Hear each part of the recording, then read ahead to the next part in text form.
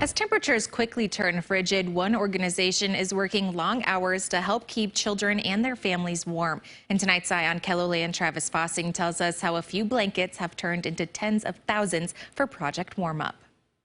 That is one of our goals for you, is to understand the need in our community. Long before the bell starts a day at Sonia Sotomayor Elementary School in Sioux Falls, a group of fifth graders is making blankets. One of our big pillars here is acts of service. I want children to know no matter how young or old you are, you have the power to positively impact somebody else. TRACY is a principal at Sonia Sotomayor and co-founder of Project Warm Up, which she started alongside her daughter. She was a junior at Lincoln High School and part of the Key Club, and she wanted to have a service project.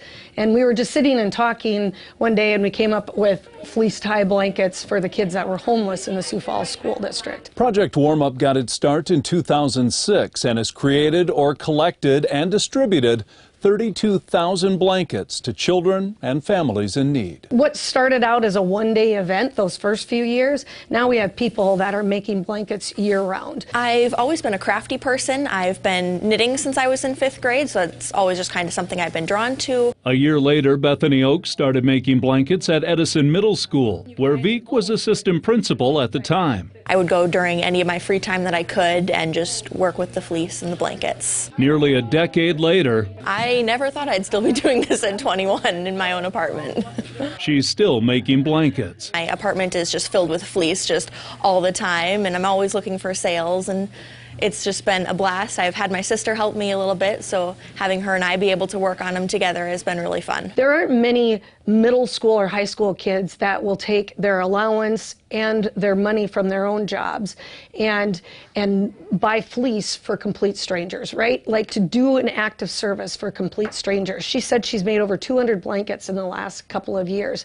At the lowest amount possible, that's $2,000. It's really fun, especially knowing where they go. The people in need, especially in hospitals with health problems or with home problems. 10-year-old Naomi Foster is a student at Sonia Sotomayor and is following in Oak's footsteps. Foster has already been making blankets for 6 years and has her favorites. There was this penguin one I delivered to this home dedication, and I like that one. The blankets often end up with organizations like Habitat for Humanity and Ronald McDonald House, or victims of disasters. If a family loses their home to a fire or a flood, I just want folks to know that there are people out there that care about them. So when you wrap yourself up in that blanket, you're getting a hug from a stranger. Project Warm Up will also give blankets this month to the nearly 700 kids in the Sioux Falls School District classified as homeless prior to the long Christmas break.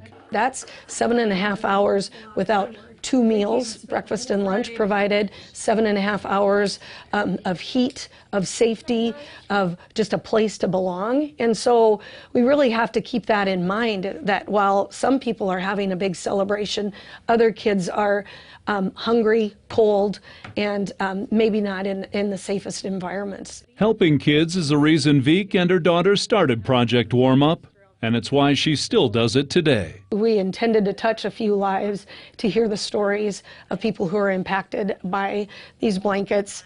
It's absolutely amazing and so far beyond anything we ever could have imagined happening. We just started out making some blankets for some kids, and look at what it's turned into. With SIOUX KELOLAND, I'm Travis Fossing.